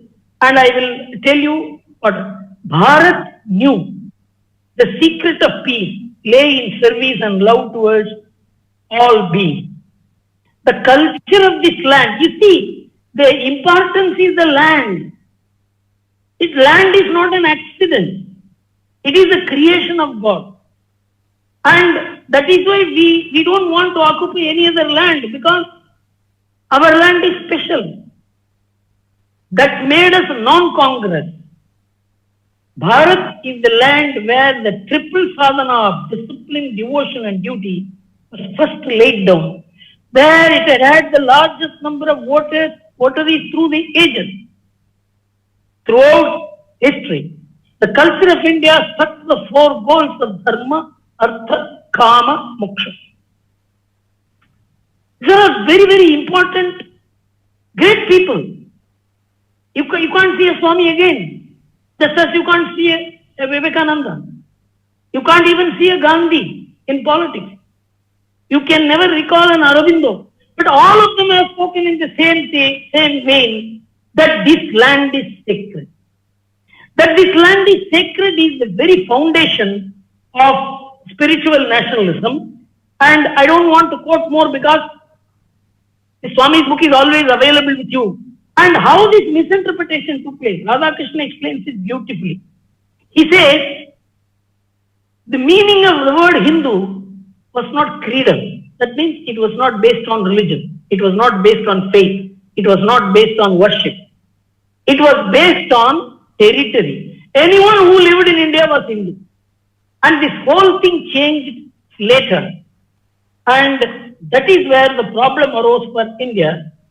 And even Rajani Palme Dutt, who established the Communist Party in England, he wrote a book, India Today, in 1939. One of the objections at that time was whether India could have established a freedom movement if it had not learnt English. The Englishman said, we conquered you and we taught you English, through which only you rose up for freedom. Then Rajani Palme Dutt wrote in his India Today, you are a fool. Our freedom movement would have germinated even in the exclusive Veda Padashalas run in different corners of the country. It is a communist saying it. No one had any difference on the spiritual foundation of India, and everything changed in 1940 when Jinnah demanded Pakistan. Then everybody began going back on this concept. And everybody, and in the post-independence days, Hinduism became a creedal idea, not a geographical idea. And with the result, as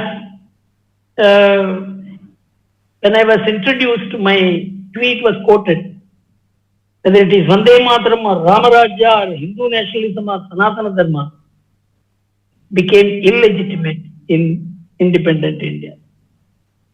Even communal and harmful, all that drove the freedom movement and raised the spiritual nationalism of India, which is the identity of India, became abhorrent.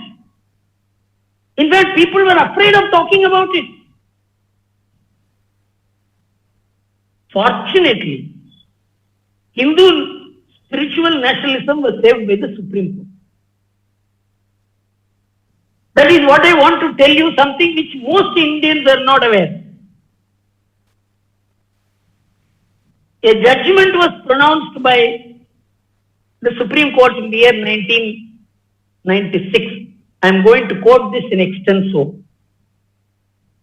This is very important for us to understand how the Supreme Court has restored the spiritual nationalist foundations of India, which politics has not yet accepted with unanimity. There is a rise of spiritual nationalism in India, but there is a huge contest against it also. But the Supreme Court has settled the issue that Indian nationalism is cultural and spiritual. I am going to read it out to you. The Constitution Bench judgment, this judgment was in 1976.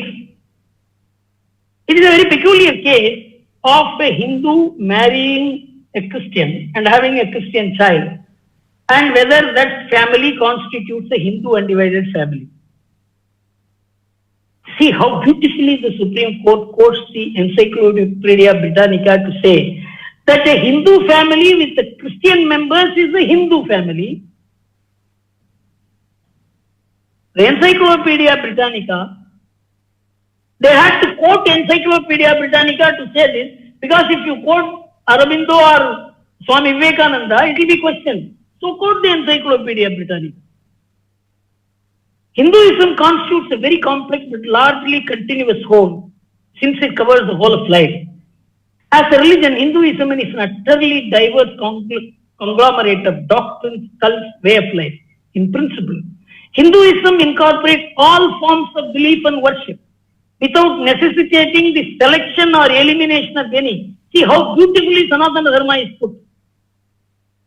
No way of worship needs to be excluded. The Hindu is inclined to revere the divine in every manifestation, whatever it may be, and is doctrinally tolerant. The most important thing is not individual tolerance, but doctrinal tolerance. If the doctrine is not tolerant, the individual tolerance is only exception. Doctrinal tolerance commands the individuals to be tolerant. A Hindu may embrace a non-Hindu religion without ceasing to be a Hindu.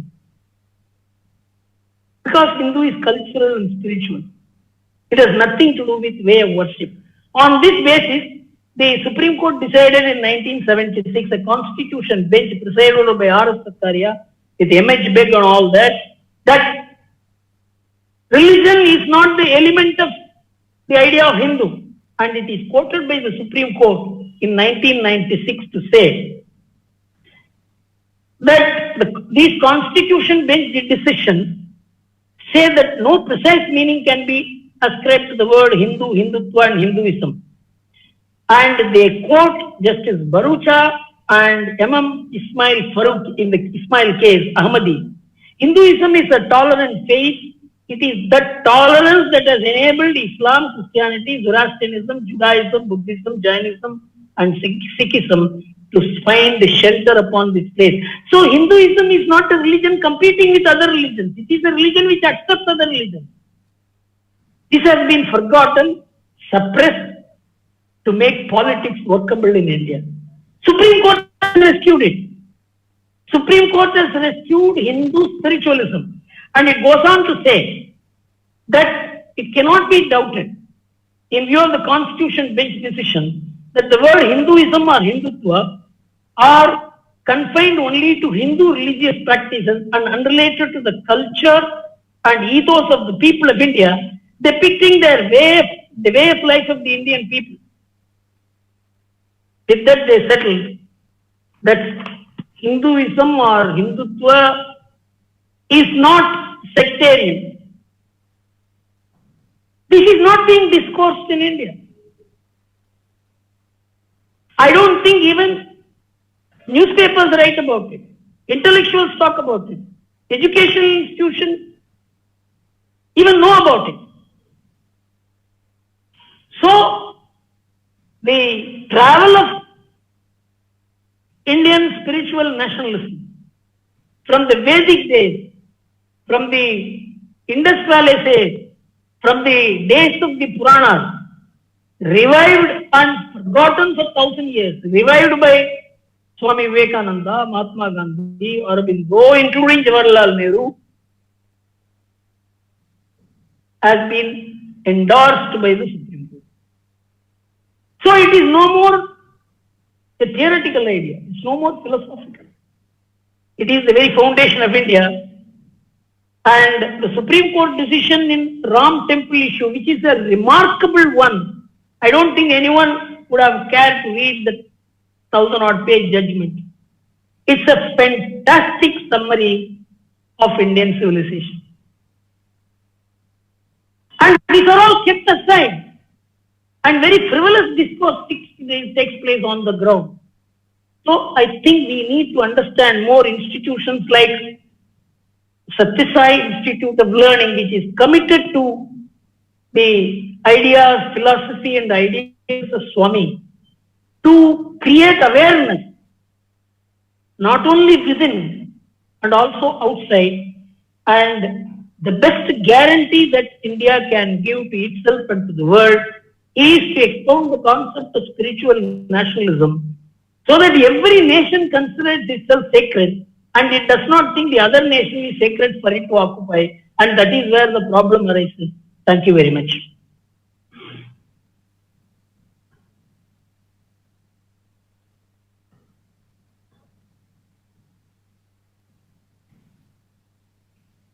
Thank you. Mesmerizing to say the least. The way you put across your points of view, I thought is as mesmerizing as how we lead our daily lives mesmerized by Western thoughts. I hope this is an awakening call for all those who listened to your talk. A couple of quick takeaways that I can think of. It is so rich in content that I can never do justice trying to summarize this talk. Nevertheless, one thing that struck me clearly is the very clear demarcation between what is spiritual and cultural and what is religious. The minute the intelligentsia of the country understand this, we will get rid of a lot of hatred and communal ill feelings. So I think it's very, very important a takeaway for all our listeners, which is about 1,500 people playing this back and 300 plus people watching this concurrently. That's about 2,000 people, and I would think a large part of them, a majority of them, the educated youth and the literati of the country. I think we must take home this point very seriously, that religion is very different from a spiritual and cultural understanding of a civilization. The second point that I really liked is that spiritualism has in it sacredness. And the minute we understand sacredness, we would probably keep far away from unsacred and unholy acts, which itself will lead to a depth and a clean approach to civilization. I don't know how many youngsters even know that our Bharatavarsha, as Sir said, was called Jambudipa. The name itself is probably very new, and then there is a story of the fruit which we call the jambu, and then a lot of stories behind it. And I do hope that a lot of you are encouraged to go and read a lot about Indian history after this talk. There is this clear golden triangle between the culture, the land, and its people. And this triangle is, any one of the three legs is inseparable from the other two. So the minute we understand culture, land, and people, the connect, I think a lot of things will fall in perspective in Indian nationalism. If you were to ask me, how is this relevant to a webinar on English literature? I'm sure that some skeptics would have had this thought, and therefore I want to address this before I request Sir whether we can take a few questions from the audience. How is this even relevant as part of English literature and a program of this kind? If we were open enough and if we noticed, Sir began from the earliest of Indian literature, and that is the Rig Veda and the Vedas, the Vedic literature. He went on to quote to us lines from the Puranas, the Agni Purana and the Brahmanda Purana and other things. And then he talked to us about Gandhiji, about Vivekananda before that, about Sri Aurobindo, about Pandit Nehru, about a lot of these, Dr. Radhakrishnan. And today, all the time we are talking about Hardy, Hugo, Arnold and Murdoch in our literature courses, which is perfectly okay. But do we give Dr. Radhakrishnan, Mahatma Gandhi and the others, Sri Aurobindo, the same importance that we give to the writers of English literature? That, I think, probably is one lacuna in our system, and I'm myself guilty of this as head of an English department. When Sir was talking about the beautiful description of the Kumbh Mela, and we mentioned the bangles and the bullock carts, I couldn't help but remember that there is in English literature somebody like Sarojini Naidu who spoke beautifully in poetic lines about the bangle sellers or the Indian weavers or the Coromandel fishermen. So there is Indianness in so much of English literature around us also.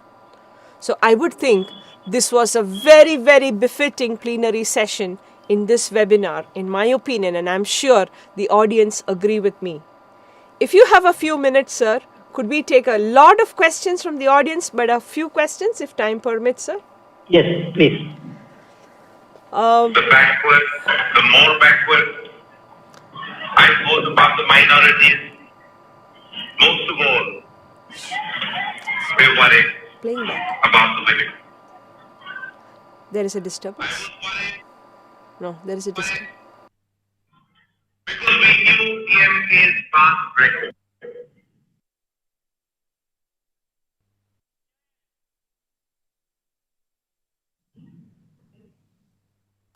Yeah. Okay, sir. For a country, one of our participants, Mr. Ganesh Kumar, asks, for a country of 1.3 billion population, what are the 2 or 3 practical things that we must do as citizens, especially adults, to make them literate on spiritual nationalism and our great Indian culture? See, basically the responsibility is on people who command the intellectual heights of India. See, they have to reorient themselves because the world is in a huge flux. In fact, I have been a keen observer of the world, and this is not the occasion to talk about the world, but I still mention liberal democracy in the West has been the catchword for the last 50, 60 years. You know what is the state of liberal democracy in the West? The Foreign Policy magazine brought out a study, Democracy and Disorder. And in that it said the entire liberal democratic spectrum in the world is in turmoil. The Central and East European nations are willing to give up democracy and move over to autocracy. You know why? In liberal democracy, voting percentage, which was about 95% in 1960, is today around 60%. In America, not even majority people are voting.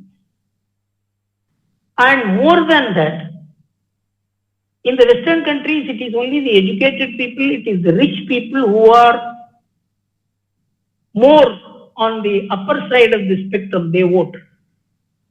The minorities, the uneducated people, that is less educated people, the people with lesser income do not vote. In India, it is the reverse. Minority votes 75%, 65% OBC, scheduled caste vote, 60% OBC vote. It is the forward caste and the educated people who vote less in India. That means the Indian democracy is owned at the bottom. So, the Foreign Policy magazine said, India is the only silver lining and even golden lining of democracy. Has any Indian newspaper written about it? First, we must cherish. It is the illiterate people of India who threw out the emergency in this country. When the literacy rate in India was less than 45%, and literacy rate in India where the Congress was defeated, the emergency rulers were defeated, were less than 40%, and women literacy was less than 22%. There is something in this country. So first, one thing I would like all the people, let us not talk about 1.3 billion people. According to me, they are all right. My appeal is to the English educated Indian. He has questions about India. He feels shy about India. 20 years back, he would not even call himself an Indian outside India. Today, it is a little more respectable to call oneself an Indian. First, exercise your mind that English education is superior. English education is good. If you learn Japanese, it is good if when you go to Japan. But the superiority complex which has been built by English education has been the reason for one of the steepest cultural declines in the world in India. So, being fortunate to know English, you be an English educated person like Vivekananda, like Gandhi, like Nehru, like Aurobindo. So let us not think about 1.3 billion people. First start with what I should do, because the problem of India is a cerebral problem and not bottom of the spread problem. We are all at the cerebral levels of India, and if we correct the cerebral imbalance in India, much of the problems can be addressed because the people of India have always acted in the right spirit. Answer, sir. Just about 1 or 2 more questions. How is it that spiritual nationalism failed to prevent divisiveness, untouchability of caste, oppression of women, etc.? You see, spiritual nationalism rests on the spiritual ecosystem. When the spiritual ecosystem was disturbed, and ecosystem is disturbed by a variety of reasons. There are internal faults as well as external faults.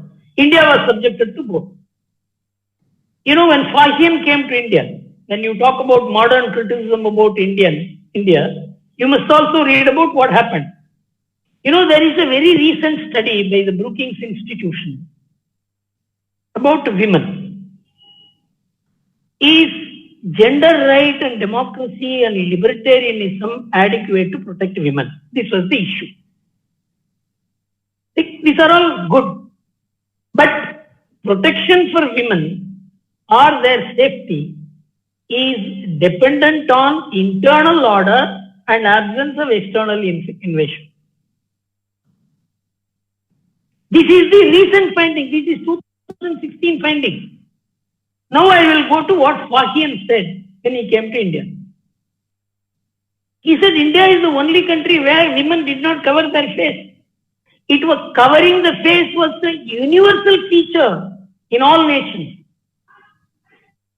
Not only that, they study, they read. Till the 7th century, this was women's position. And later, our women began covering their face. What is the reason? Safety of the women were affected by external and internal reasons. So our entire concept of spiritual nationalism was in trouble. That's why I said there was a 1,000-year suspension. And Swami Vivekananda had to revive this talk. So the entire freedom movement was to revive the spirit of spiritual nationalism. So I am not saying a society is free of fault, but the society must have touchstones by which it will know what its faults are and correct it. And that is there in the Indian civilization in abundance. Sir. Thank you, sir. We'll take just one more question if you permit. Yes. Do you think the new education policy, the NEP that everybody is talking about, will address our problem of lack of knowledge of our culture and heritage to some extent, or could it have been? I don't think so. It will definitely address the rise of India in education, in research, in multidisciplinary capabilities. But the area which it has not touched is culture and spiritualism for political reasons. I think the government has done the right thing, because if you mix up the two, even this will be lost. So this requires an ecosystem adjustment, and it is coming. Maybe it will come 10 years later. You can never prepone the idea of an idea whose time has not come.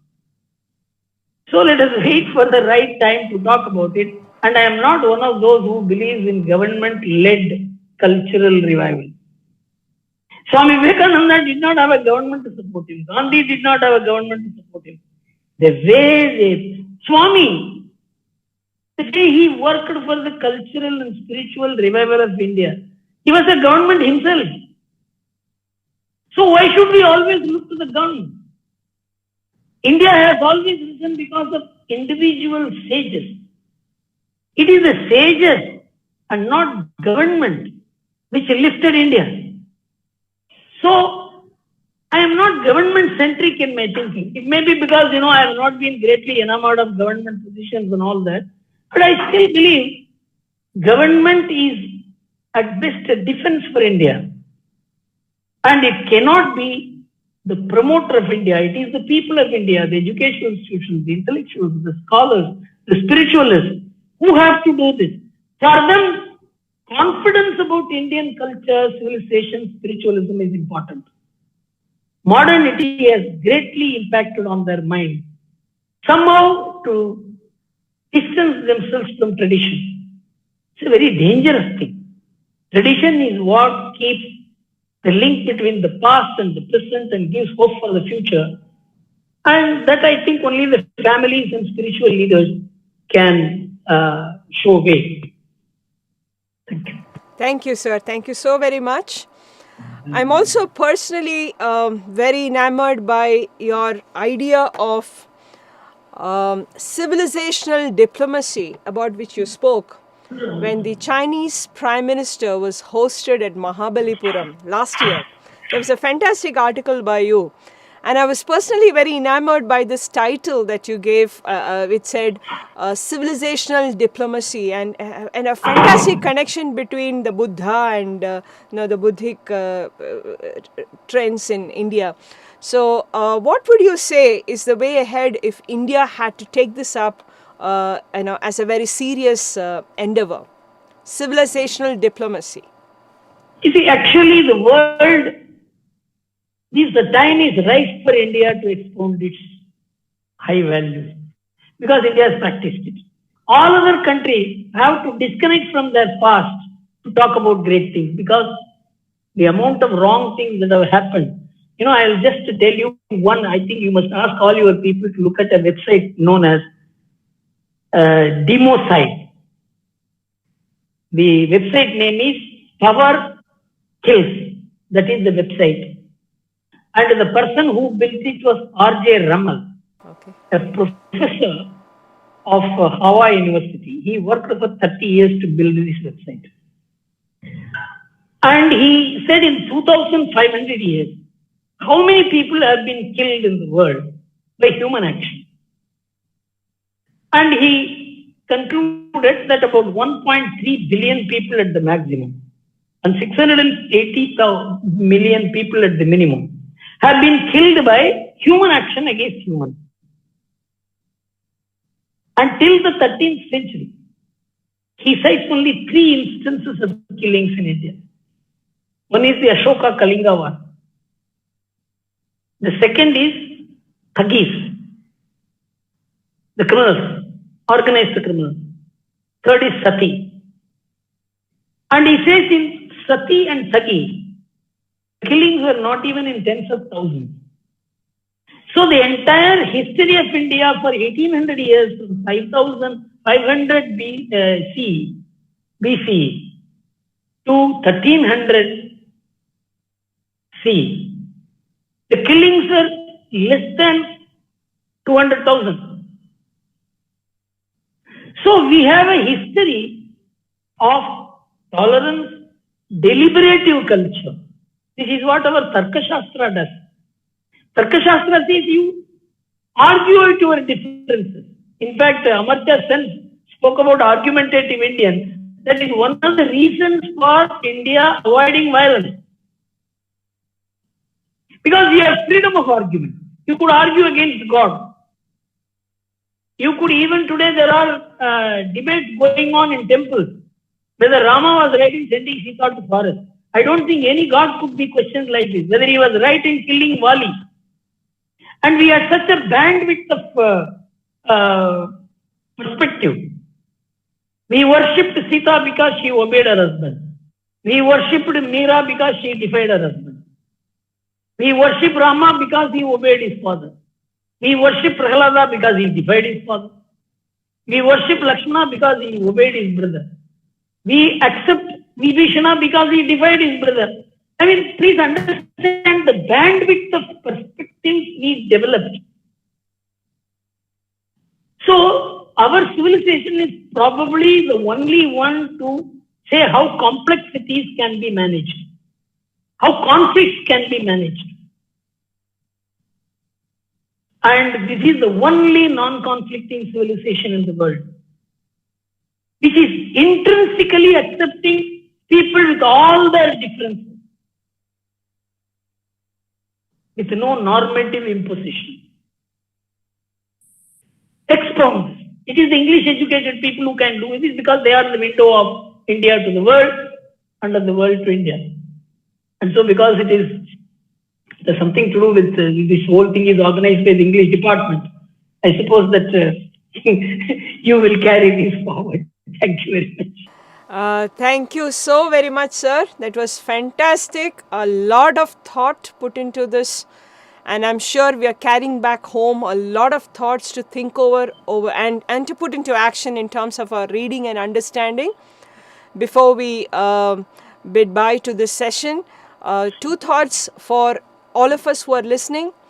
If we are an English educated Indian, let us be like Swami Vivekananda or the Gandhi or the Nehru or the Aurobindo of Indian literature. And to all of us, let us consciously try and develop a sense of pride in our Indianness, because that's when there will be the real connect between the culture, the land and the people. This will bring greater harmony in our lives, in our society and in our Rashtra. Thank you ever so much, sir, for sparing time and your very, very valuable thoughts with us. The Sri Sathya Sai Institute of Higher Learning is indeed indebted to you for accepting this offer and for delivering this lecture. Thank you very much. Thank you.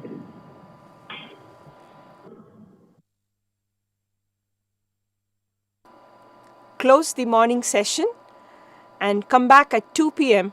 for a conversation on spiritual growth with regard to the symbols of English literature, which will be followed by a valedictory session and the closure of this 2-day webinar. See you back at 2 p.m. Thank you, everyone.